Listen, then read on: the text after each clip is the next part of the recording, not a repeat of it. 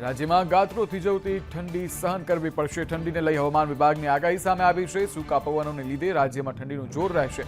સૌરાષ્ટ્ર અને કચ્છમાં કોલ્ડ વેવની અસર પણ રહેશે. રાજ્યમાં આગામી 2 દિવસ લઘુત્તમ તાપમાન 2 થી 3 ડિગ્રી હજુ ઘટી શકે છે. 24 કલાક માટે કચ્છમાં કોલ્ડ વેવની આગાહી છે, જ્યારે નલિયા 6.4 ડિગ્રી સાથે કોલ્ડ વેવની અસર રહેશે. સૌરાષ્ટ્રમાં લઘુત્તમ તાપમાન 10 ડિગ્રી નીચે જઈ શકે છે. રાજ્યભરમાં હાડ થીજવતી ઠંડીનો ચમકારો જોવા મળી શકે છે, જ્યારે નલિયા 7.5 ડિગ્રી સાથે સૌથી ઠંડુ શહેર. આગામી દિવસમાં વધી શકે છે ઠંડીનું જોર, જ્યારે રાત્રે લઘુત્તમ તાપમાનમાં 2 થી 3 ડિગ્રીનો ઘટાડો જોવા મળી શકે છે. વડોદરામાં 10, ડીસામાં 10.2 ડિગ્રી તાપમાન, કેશોદ અને પાલનપુરમાં 11.6 ડિગ્રી તાપમાન, જ્યારે રાજકોટમાં 11.8, મહેસાણામાં 12 ડિગ્રી, અમદાવાદમાં 13.1 ડિગ્રી, ગાંધીનગરમાં 12.3 ડિગ્રી, જ્યારે નર્મદામાં 12.7 અને સુરતમાં 15.7 લઘુત્તમ તાપમાન. ફરી એકવાર સિંહોના પજવણી કરતો વિડીયો વાયરલ થયો છે. 8 થી 9 સિંહોના ગ્રુપને જોવા લોકોના ટોળા ઉમટી પડ્યા, જ્યારે સિંહ બાળ લોકોના ટોળા પાછળ દોડતા અફરાતફરી મચી.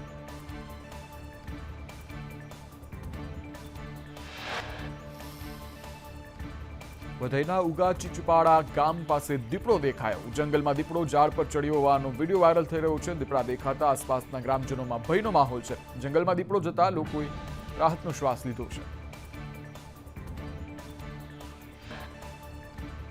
વાવના ધારાસભ્ય સ્વરૂપજી ઠાકોર અને વિધાનસભાના અધ્યક્ષ શંકર ચૌધરીએ લવડાવ્યા શપથ. ગેનીબેન સાંસદ બનતા વાવ બેઠક ખાલી પડી હતી. શિક્ષકોની ઘટ મુદ્દે શિક્ષણ મંત્રી કુબેર ડિંડોરે કહ્યું, શાળાઓમાં શિક્ષકોની ઘટથી અભ્યાસ નથી બગડતો. હકીકતલક્ષી રિપોર્ટ મેળવીને તપાસ કરાવીશું, જ્યારે નવી ભરતી માટે પ્રોસેસ ચાલી રહી છે.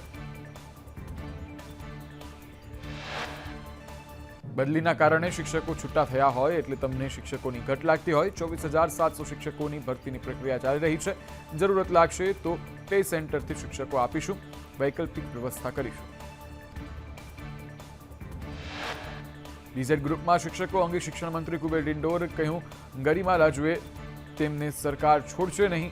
જે લોકો કૌભાંડમાં હશે તે અમારી રડારમાં હશે, કડીમાં હશે તેની સામે કાયદેસરની કાર્યવાહી થશે.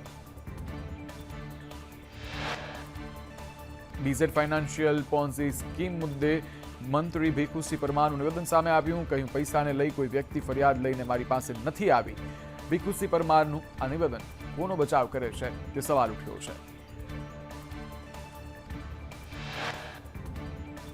ઊંઝા એપીએમસી ચૂંટણીમાં સમાધાન સમરસ કરવા ભાજપના પ્રયાસો નિષ્ફળ ગયા છે. ઉમેદવારોને ફોર્મ પરત ખેંચવામાં ભાજપ નિષ્ફળ રહી છે. ખેડૂત વિભાગની 10 બેઠકો પર 20 ઉમેદવારો મેદાનમાં, વેપારી વિભાગની 4 બેઠકોમાં 16 ઉમેદવારો મેદાનમાં.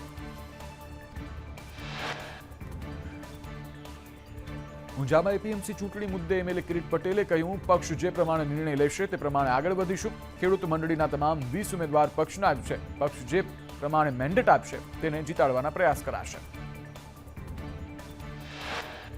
Mumbai Ahmedabad bullet train project માટે વાયડક્ટ પર પાટાનું વેલ્ડિંગ શરૂ કરવામાં આવ્યું છે. પ્રોજેક્ટ માટે અત્યાર સુધીમાં 298 પાટાના વેલ્ડિંગ કરાયા છે. બુલેટ ટ્રેન માટે એક પાટાની લંબાઈ 25 મીટરની છે, જ્યારે જાપાનથી કરવામાં આવે છે આ પાટાઓની ખરીદી.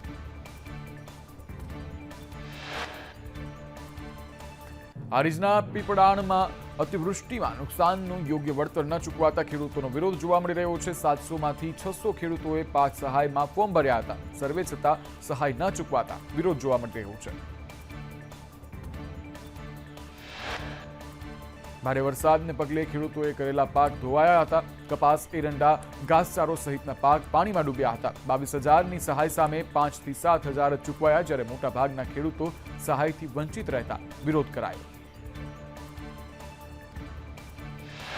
પોરબંદર મહાનગરપાલિકાની બાંધકામ કચેરીમાં પરવાનગી સિવાય કોઈએ અંદર આવવું નહીંના બોર્ડ લાગ્યા. ઇમ્પેક્ટ ફી ભરનારાઓની માહિતી બહાર આવી હોવાની ચર્ચા છે, જ્યારે સરકારી કાગળોના ફોટા પાડ્યા હોવાની પણ માહિતી મળી રહી છે.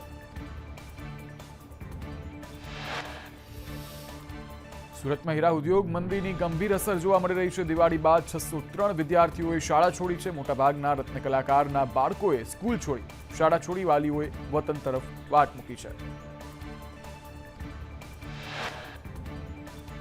વલસાડમાં પાવર ગ્રીડ દ્વારા યોગ્ય વળતર ન ચૂકવાતા ખેડૂતોમાં રોષ જોવા મળી રહ્યો છે.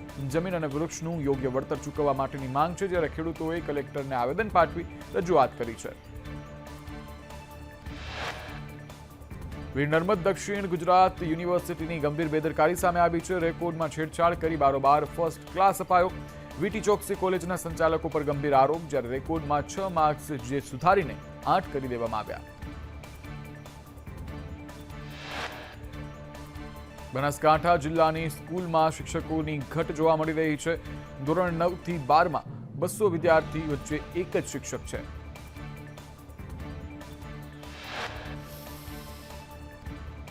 ખેડા જિલ્લામાં સાબરમતીના દૂષિત પાણીથી હાલાકી ભોગવવાનો વારો આવ્યો છે. દૂષિત પાણીથી ચરોતરના ખેડૂતો ભોગ બની રહ્યા છે. દૂષિત પાણીથી રાતા પાણીએ ખેડૂતો હાલ લડી રહ્યા છે, મજબૂર બન્યા છે. છેલ્લા અનેક વર્ષોથી ખેડૂતોની સમસ્યા ઉકેલ કરવા માટેની માંગ સામે આવી રહી છે.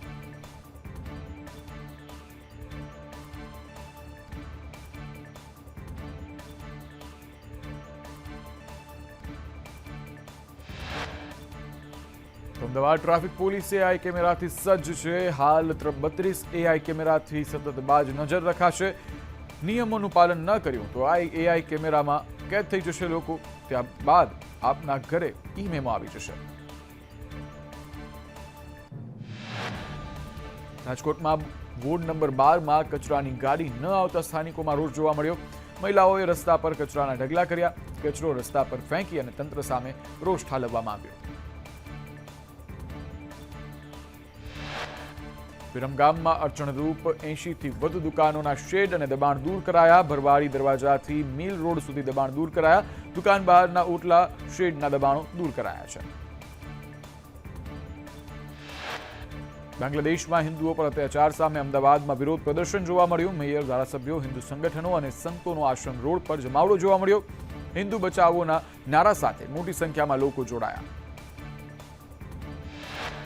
બાંગ્લાદેશમાં હિન્દુઓ જોખમમાં હોવાનો આક્ષેપ કરવામાં આવી રહ્યો છે, જ્યારે બાંગ્લાદેશની સરકાર સામે રોષ વ્યક્ત કરાયો. ધારાસભ્ય અમિત શાહ, કૌશિક જૈન, અમિત ઠાકર વિરોધમાં જોડાયા.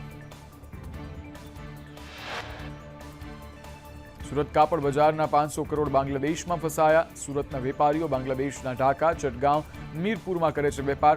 રૂપિયા ફસાતા કાપડ વેપારીમાં ચિંતાનું મોજું ફરી વળ્યું છે. સીએમ અને પીએમને પત્ર લખી રૂપિયા માટે રજૂઆત કરી છે. ભરૂચમાં 300 થી વધુ બાઇક ડિટેઇન કરવામાં આવી છે. સોસાયટી પાસે આડેધડ પાર્કિંગ કરાતા કાર્યવાહી કરાઈ. પોલીસે મઢુલી સર્કલ નજીકથી બાઇક ડિટેઇન કરી દંડનીય કાર્યવાહી હાથ ધરી.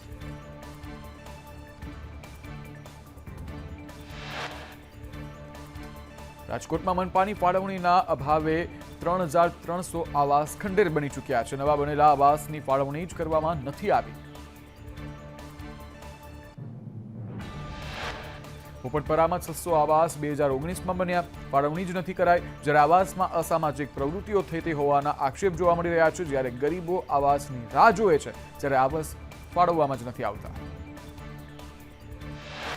રાજકોટમાં પીજીવીસીએલના કર્મીઓના સામૂહિક ઊંઘવા મુદ્દે કાર્યવાહી. નાઇટ સુપરવાઇઝર ભરત પટેલની હાકલપટ્ટી કરાઈ. કસ્ટમર કેર સેન્ટરમાં ટેબલ ખુરશી પર ઊંઘતા હતા. પ્રાથમિક તપાસમાં એજન્સીના કર્મચારીઓની બેદરકારી સામે આવી.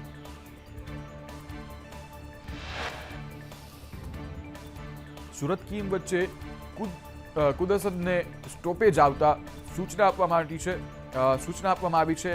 જ્યારે સાંસદની રજૂઆત બાદ રેલવે મંત્રીએ આ સૂચના આપી છે.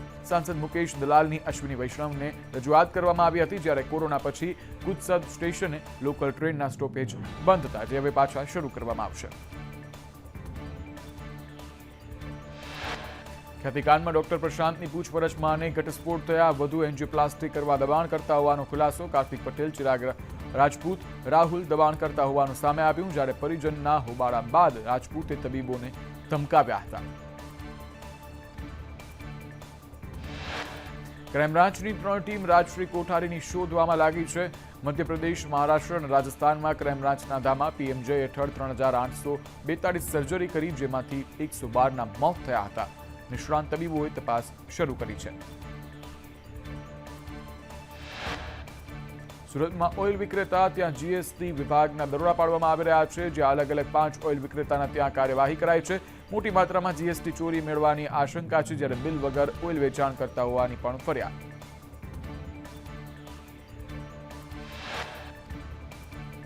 રાજકોટ સિવિલમાં વાની દવા ન મળતા દર્દીનો આક્ષેપ છે કે ત્યાં વા રોગની દવા નથી મળી રહી, ત્યારે સિવિલ તંત્રની બેદરકારીથી દર્દીઓ દવા માટે પરેશાન થયા છે. સિવિલમાં દવા ના મળતા બહારથી દવા લેવા માટે દર્દીઓ મજબૂર બન્યા છે. અમદાવાદના હોટલના ભોજનમાંથી કાચ નીકળ્યો છે. ગોતાની બોક્સ પાર્ક હોટલમાં ગ્રાહકને કડવો અનુભવ થયો છે. જમવામાં કાચ નીકળતા ગ્રાહકમાં રોષ જોવા મળ્યો. ગ્રાહકે અમદાવાદ મ્યુનિસિપલ કોર્પોરેશનમાં ફરિયાદ નોંધાવી. નસવાડી તાલુકા કોંગ્રેસ સમિતિએ રાજ્યના ગૃહમંત્રીના રાજીનામું આપવાના પોસ્ટર સાથે મામલતદારને આવેદનપત્ર આપ્યું. રાજ્યમાં થતા કૌભાંડો થવા છતાં સરકાર દ્વારા પગલાં ન લેવાતા વિરોધ પ્રદર્શન જોવા મળી રહ્યું છે. મોરબી જિલ્લામાં 208 કર્મચારીઓની બદલી જોવા મળી. એસએમસીના 2 દરોડા બાદ પોલીસ કર્મીઓની બદલી કરાઈ. મોટા પાયે પોલીસ કર્મીઓની બદલીથી ખળભળાટ જોવા મળ્યો.